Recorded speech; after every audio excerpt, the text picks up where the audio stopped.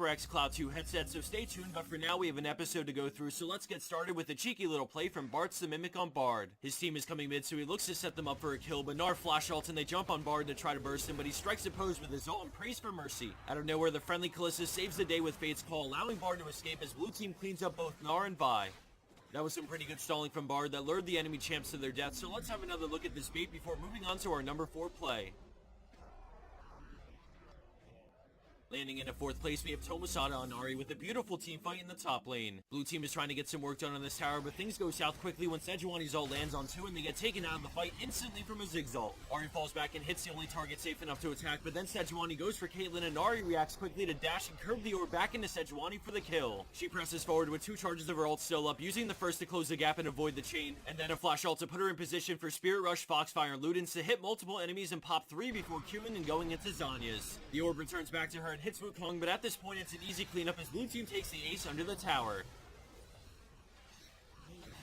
We have a few more plays for you guys, so let's dive into this next one from HyGS and Alistar in a Diamond 1 level match. We're at that point in the game where things are still really close and both teams are looking for that big play to put them ahead. Alistar and friends are trying to defend this tower, so when the enemy team moves in to chunk it, Alistar heads in. He hits a charm but still manages to get a 4-man pulverized, getting sucked back out by Kalista as the hero cow gives his life for the follow-up 5-man Fate's Call, setting up the rest of his team to storm in. The enemy team try to dunk Kalista, but she slips down in between Zed, Kassadin, and Nocturne. Well, let's just say they can try their best to run. When all is said and done, Kassadin gets a double and Zed a triple, and then their entire team gets Baron, which is exactly that big play they needed to push them way ahead into the lead.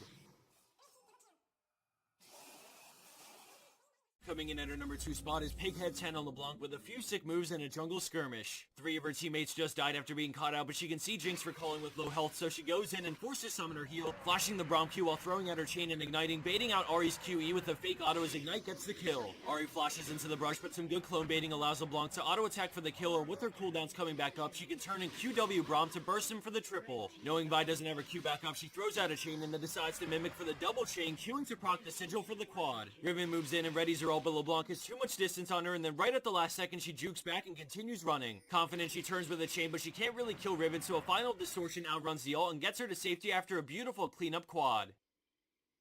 And for our number 1 pro play for this week, we have Cabrous on Lissandra with a hype counterplay. The scores are close and everything is calm for right now, but the enemy team sees Volibear near Baron and decides to engage at the same time Graves goes back to base. They speed in with Righteous Glory and Sivir ult, forcing Cabrous to eat half the range, but she sees an opening to flash back in W, ulting herself on all 5, and then right after she Qs and Zhonya's just in time to avoid the Tibber stun. Once she gets out, we see a great W to freeze the enemy team's front line in place, allowing her team to focus them down much faster than the enemy team is killing Volibear. With the blue team in full retreat and no tanks to protect them, they press forward as 5 and get Graves the quadra kill, giving them the ace and win off of that turnaround play. Considering the circumstances they were in, not many players would have had the presence of mind to turn what looked like a really strong engage from the enemy team into a clean ace.